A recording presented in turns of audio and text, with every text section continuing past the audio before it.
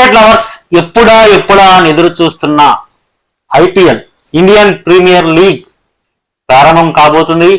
అందులో మొదటి అడుగు ఆక్షన్.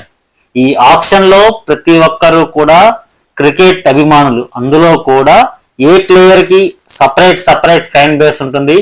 ఆ ఫ్యాన్స్ తమ అభిమాన క్రీడాకారుడు క్రికెటర్ ఎంతకి ఆక్షన్ లో అమ్ముడు పోతాడు అనేది కూడా ఒక రకంగా బెట్టింగ్ అనే చెప్పుకోవచ్చు. అయితే ఇప్పుడు 2025వ సంవత్సరం సంబంధించి ఐపీఎల్ ఆక్షన్ స్టార్ట్ అయిపోయింది. లైవ్ అప్డేట్స్ ఇవ్వడానికి నేను మీ ముందుకు వచ్చేసాను. ఇంకా లేట్ చేయకుండా మెయిన్ వీడియోకి వెళ్ళిపోదాం. Welcome to information channel. ఈ రోజు ఐపీఎల్ ఆక్షన్ 2025కి సంబంధించి టాప్ లో ఎవరికి పోతున్నారు, ఏ ఫ్యాన్ బేస్ ఉన్న క్రీడాకారుడు ఎక్కువ మొత్తంలో నగదుకు అమ్ముడు పోయాడు అనేది ఇప్పుడు తెలుసుకుందాం. అయితే 2025 ఐపీఎల్ మెగా వేలంపాట ప్రారంభమైపోయింది. సౌదీ అరేబియాలో ఈ వేలంపాట అనేది కొనసాగుతుంది, ఈ ఆక్షన్ కొనసాగుతుంది. అయితే అత్యధికంగా కూడా ఏంటంటే 110.5 కోట్లు ఎవరికి ఉన్నాయనేది కూడా మనం ఇక్కడ డిస్కస్ చేసుకుందాం. ఎందుకంటే 105 ఎంత డబ్బులు ఉంటే అంతే ఆక్షన్ చేయగలరు. ఇందులో ఎక్కువ ఎవరికి ఉంది, అదేవిధంగా ఎవరు తక్కువగా అమ్ముడు పోతున్నారు అనే విషయం కూడా ఎక్కువ టార్గెట్ ఎవరిపై ఉంది. ఎందుకంటే ఇప్పటి వరకు రిషబ్ పంత్ మీద, అదే కేఎల్ రాహుల్, ఇషాన్ కిషన్ వంటి వారి మీద ఎక్కువగా కూడా ఈ ఐపీఎల్ లో ఎంత డబ్బులు ఇచ్చైనా కొనడానికి మొగ్గు చూపుతున్నారు అనేది మొదటి నుంచి మనం అనుకుంటున్నాం. అదేవిధంగా ప్రీవియస్ సీజన్ కి సంబంధించి కూడా పూర్తిగా ఆట తీరును బట్టి ఇప్పుడు ఫామ్ లో ఉన్న క్రీడాకారులపై కూడా, క్రికెటర్స్ పై కూడా ఎక్కువ మొత్తంలో కూడా కొనుగోలు చేయడానికి, ఎక్కువ డబ్బులు వెచ్చించడానికి ఆసక్తి చూపుతుంటారు. ప్రస్తుతం అయితే ఇప్పుడే లైవ్ చూద్దాం. ఇప్పటి వరకు అయితే రెండో సెట్ వేలంపాట కూడా పూర్తి అయిపోయింది. ఇందులో ఆక్షన్ సంబంధించి మొదటి ఆక్షన్ సంబంధించి కూడా కౌంట్ చేద్దాం.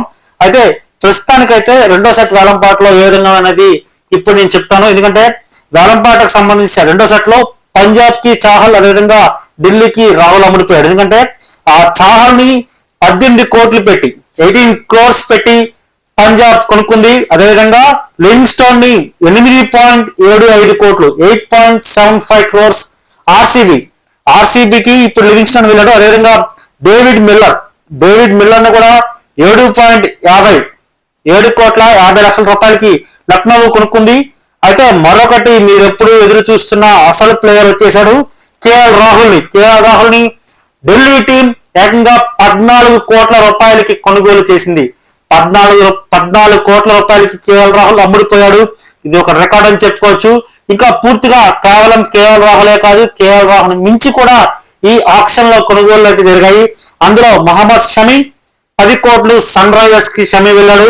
అదేవిధంగా మరొకటి ఎప్పుడు లాస్ట్ టైం ఐపీఎల్ లో కూడా చాలా వరకు సూపర్ సక్సెస్ తో వెళ్ళిన మహమ్మద్ సిరాజ్, చూడడానికి చిన్న కుర్రాడే కానీ రేటు మాత్రం ఒక పెద్ద అణుబాంబు లాగా ఉంది. 12.25 crores 12 కోట్ల 25 లక్షల రూపాయలకి గుజరాత్ మహమ్మద్ సిరాజ్ ని కొనుగోలు చేసింది. అయితే పూర్తిగా కూడా ఎందుకంటే కేఎల్ రాహుల్ సంబంధించిన ప్రైజ్ ని చూసామా, 14 కోట్ల రూపాయలు ఢిల్లీకి వెళ్ళాడు. అయితే అసలు కేఎల్ రాహుల్ బేసిక్ ప్రైజ్ ఎంత స్టార్ట్ అయింది తెలుసా?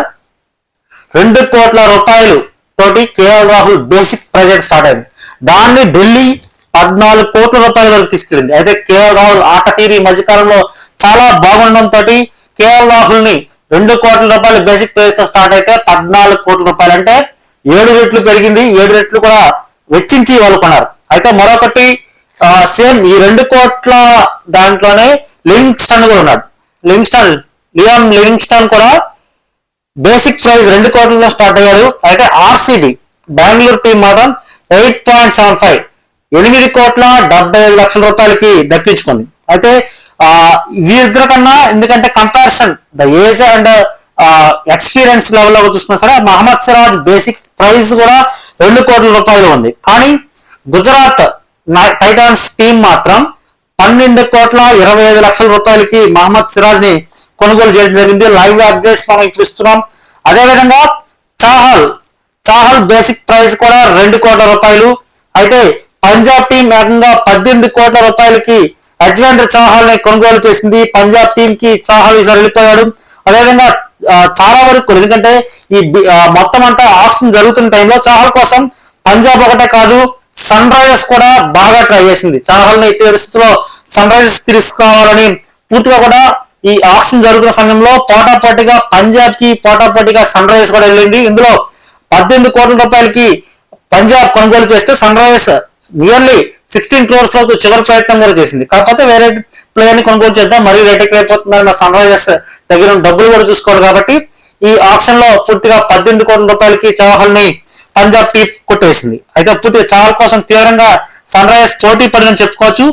ఐపీఎల్ లో టాప్ వికెట్ టేకర్ గా చాహల్ ఉండడమే సన్ రైజర్స్ టీం ఇంత పెద్ద మొగ్గు చూపించింది. ఎందుకంటే సన్ రైజర్స్ టీం అంటేనే మనకి బౌలర్స్ అనేది మొదటి నుంచి ఉన్న ఒక చూపు. సో అందుకనే చాహల్ ని లాస్ట్ టైం ఐపీఎల్ లో టాప్ వికెట్ టేకర్ గా ఉన్నాడు కాబట్టి ఈ వికెట్స్ ఎక్కువ తీస్తాడు కాబట్టి చాహల్ ని కొనేద్దాం అనుకుంది సన్ రైజర్స్. కానీ రేటు అలా పెంచుకుంటూ పంజాబ్ కూడా తీవ్రంగా పోటీ పెంచడంతో 18 కోట్ల రూపాయలకి పంజాబ్ కి వెళ్ళిపోయాడు. అయితే మరొకటి 160 మ్యాచ్ల్లో 205 వికెట్లతోటి చాహల్ ది బెస్ట్ గా నిలిచాడు.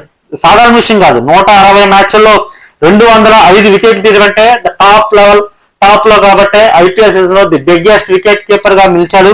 కాబట్టి చాహల్ కి ఆ మాత్రం ప్రైస్ అవడంలో ఎటువంటి తప్పే లేదని చెప్పుకోవచ్చు. ఇంకా మిగిలినది మరోవైపు ఇప్పటి వరకు 2 కోట్ల రూపాయలు బేసిక్ ప్రైస్ చూసాం. ఇప్పుడు దాన్ని కొంచెం తగ్గించి చూసుకుంటే 1,50,00,000 రూపాయల బేసిక్ ప్రైస్ తోటి డేవిడ్ మిల్లర్ వచ్చాడు. అయితే డేవిడ్ మిల్లర్ బేసిక్ ప్రైస్ 1,50,00,000తో మొదలైతే లక్నో టీం 7,50,00,000 రూపాయలకి డేవిడ్ మిల్లర్ ని కొనుగోలు చేయడం జరిగింది, దక్కించుకుంది. మరోవైపు 2 కోట్ల రూపాయలకి చేరి ది బెస్ట్ ప్రైస్ కి నిలిచాడు ఎవరైతే మహమ్మద్ షమి కూడా బేసిక్ ప్రైస్ అనేది 2 కోట్ల రూపాయలతో స్టార్ట్ అయింది.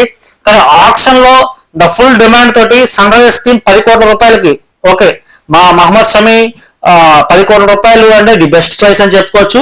మహమ్మద్ షమీని కూడా సన్ రైజర్స్ టీం 10 కోట్ల రూపాయలకి కొనుగోలు చేయడం జరిగింది. ఇక ఇంకోసారి లైవ్ అప్డేట్స్ ఒకసారి మళ్ళీ చెక్ చేద్దాం. ఎందుకంటే మహమ్మద్ షమీ తర్వాత అంతా రెండో ఫేజ్ అయింది.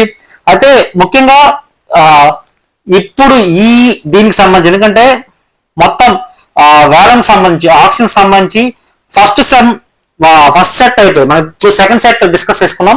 కానీ ఫస్ట్ సెట్ లో ఏం జరిగింది అనేది ఎందుకంటే డిస్కస్ చేయలేదంటే ఒక టాప్ మోస్ట్ రికార్డ్ అని చెప్పుకోవచ్చు. ఆ రికార్డ్ ని డిస్కస్ చేయడానికే మనం ఇప్పుడు సెకండ్ కంప్లీట్ చేసుకుని ఫస్ట్ కి వచ్చాం. ఫస్ట్ దానికి వస్తే అల్టిమేట్ పంత్ అసలు రికార్డ్స్ ని బ్రేక్ చేసేసాడు. మీకు తెలుసా పంత్ ఎంతకి అమ్ముడుపోయాడు అనేది? తెలిస్తే నేను చెప్పక ముందే కింద కామెంట్ సెక్షన్ లో కామెంట్ చేయండి.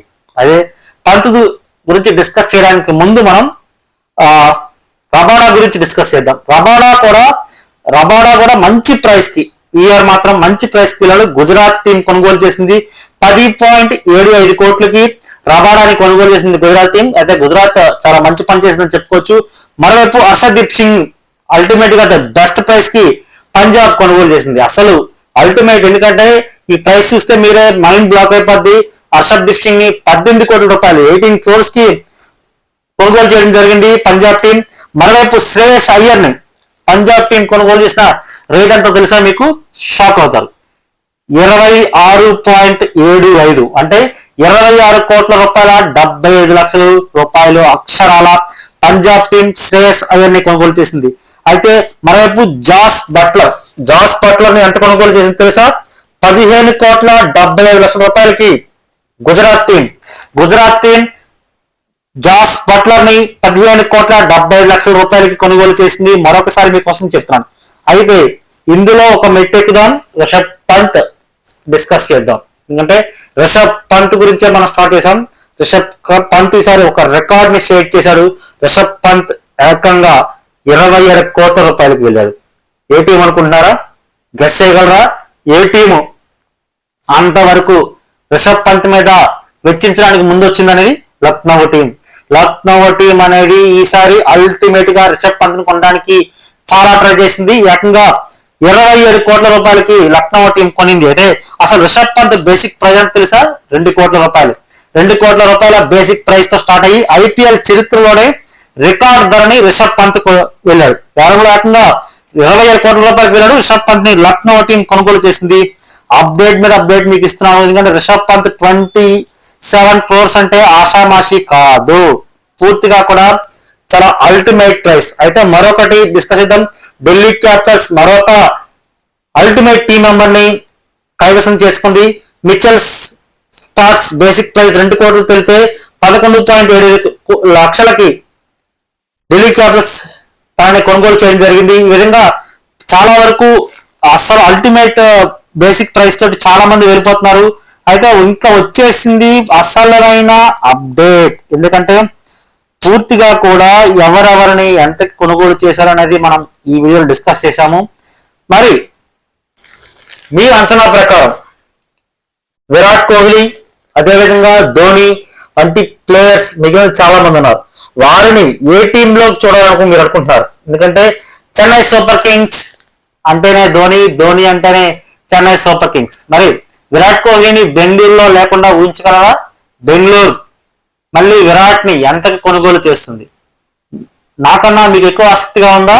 అయితే ఖచ్చితంగా ఎంతకి కొనుగోలు చేస్తే బాగుంటుంది? పూర్తిగా కూడా ఇంకా వేలం జరుగుతుంది. ఈ ఆప్షన్ లో వీరిద్దరే కాదు, మిగిలిన మీకు నచ్చిన ప్లేయర్, మీ అభిమాన క్రీడాకారుడు ఎవరుంటారో అతనిని ఎంతకి ఏ టీంలో చూడాలనుకుంటున్నారో కామెంట్ సెక్షన్ లో తెలియజేయండి. వీడియో నచ్చినట్లయితే, ఇన్ఫర్మేషన్ నచ్చినట్లయితే లైక్ చేయండి, షేర్ చేయండి, కామెంట్ చేయండి. కానీ ఛానల్ మాత్రం సబ్స్క్రైబ్ చేయకుండా వెళ్ళకండి.